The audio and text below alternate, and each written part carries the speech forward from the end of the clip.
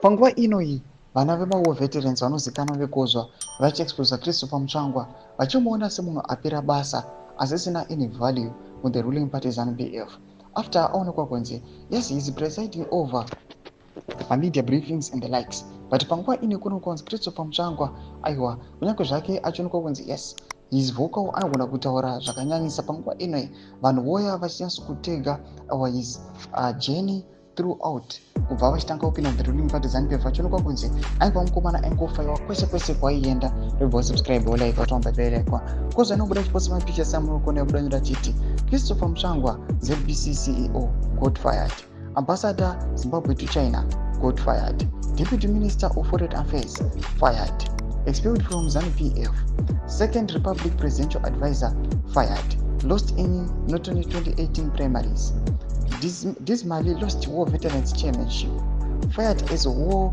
Vet Minister.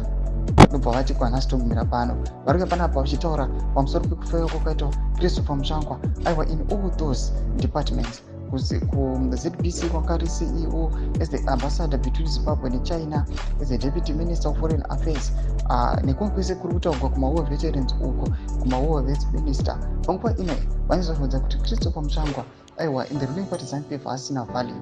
Kufaiwa kwese kwaitwa kwese uko kunyazoratidza kuti each and every year is losing value. Mashoko ari kuuya panguva ino vari kuonekwa kunzi these guys kunyazi kuonekwa kunzi havasina kana support, vanhu havachavafariri.